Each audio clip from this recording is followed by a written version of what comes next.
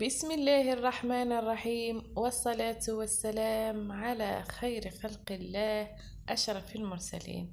اليوم حبيباتي حبيت نشارك معكم هذا الكيكة اللذيذة الخفيفة والبنينة ومقاديرها بسيطة وتجي كمية يعني كبيرة. لهنا كما راكم تشوفوا راح نقولكم مقادير فقط لاني المقطع تاع التصوير راح لي لهنا بعد ما طابت يعني ثقبتها هكذا بنحط فوقها الكريمه. المقادير اللي هي بسيطة جدا كما نخدموا المسكوتشو. نطلعوا البياض والصفار مليح ونديروا لهم كاستان سكر، نديروه بشوية ونحركه يعني بالباتور حتى يطلع. بعدها راحين نزيدو نص كاس تاع الزيت ونزيدو بالتدريج يعني كل شيء يعني بالتدريج، ونزيدو وما نحبسوش الخلط. نزيدو السكر، بعد السكر نزيدو الزيت، وبعد الزيت نزيدو الحليب. الزيت نديرو نص كاس فقط، والحليب راحين نديرو كاس ونص. بعد ما نخلطوهم مليح نبداو نزيدو في الفرينة بشوية ونديرو 2 كيس خميرة كيميائية. ما ننساوش مع الاول خلاص نديرو القرصة تاع الملح اللي نطلعو بها البيض. بعد ما نديرو له الفرينة ويولي القوام نتاعو كيما المسكوتشو، ما هوش خفيف وما هوش ثقيل، نحطوه في البلاطو تاعنا اللي نكونو دهناه مسبقا بالزيت وشويه نتاع الفرينة. اذا عاد المول تاعك يلصق زيدي ديريلو الزبده والفرينة. الكريمة هي سهلة جدا. نديرو نص لتر نتاع الحليب، نديرو كمية نتاع الشوكولا مع النشاء. نخلطو النشاء والحليب في البارد مع بارد، ونفتتو هذيك الشوكولا ونضيفوها. السكر نديرو 3 مغارف باه تجينا حلوة مليح. هذو هما المقادير نتاع الكريمة. تحبي تزيدي الكاكاو تحبي ما تزيديش. هي البنة كل راهي في الشيكولا. بعد ما نديرو لها قطعة صغيرة فقط من الزبدة ونخلطوها مليح ونحطوها فوق الكيكات تاعنا. بعدها نرشوها بقليل من المكسرات ولا كيما تحبي. تزيين راهو اختياري. هذه هي النتيجة اللي حصلت عليها، كيكة خفيفة خفيفة خفيفة خفيفة ما تصوروش واش خفيفة. تقول عليها منام.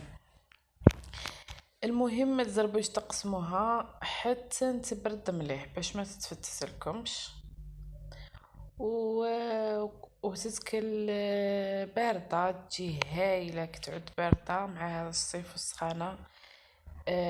هذيك الكريمة تبرد وتحكم روحها، والكيكة ثاني تبرد وتحكم روحها، بصح الخفة تاعها تقعد هي مش راح تتبدل.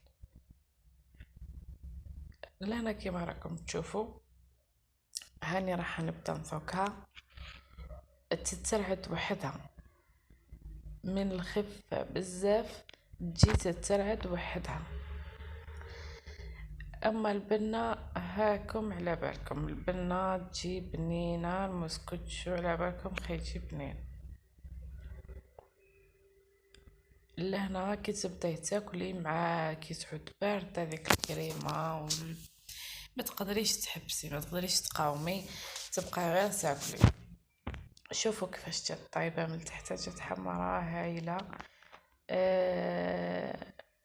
واش نقولكم، لازم تجربوها باش تعرفوا المذاق والخفة لاني نوصف لكم فيها.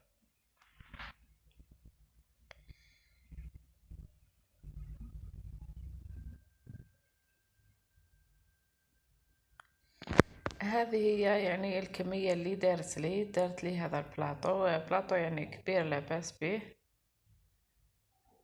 وتجي عالية ما شاء الله.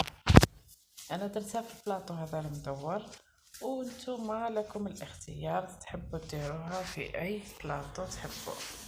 جات مثقبة هايلة. هذه هي يعني الوصفة اللي قلت لكم عليها، جربوها راح تعجبكم بزاف، ودير كمية كبيرة اكثر من يعني كيما نديرو مسكوتشو العادي، تجي كمية كبيرة. وشنو طلعوها مليح بالباتور، هذاك هو السر تاع الخفة تاعها. تحتفظوا بها، يعني انايا درتها كلينا بها يومين وقعدت هي حطيتها في الثلاجة طبعا باش ما تفسدش، ما يصالها والو، وغطيتها بالبابي فيلم وخليتها يعني في الثلاجة. كل ما نبغاو نجبدو لقاوها باردة وبنينة وهايلة ما شاء الله. جربوها مش رايحين تندموا. لهنا يعني خدمتها بعد ما وصل يعني وقت القهوة تاع العصر، سربيت لهم هكذا كل واحد يعني هكذا مرسو مع القهوة والحليب. ولادي عجبتهم بزاف، مام الزوج عجباتو، جات خفيفة وعاودناها يعني مرة أخرى ودرتها بالباني، جات هايلة.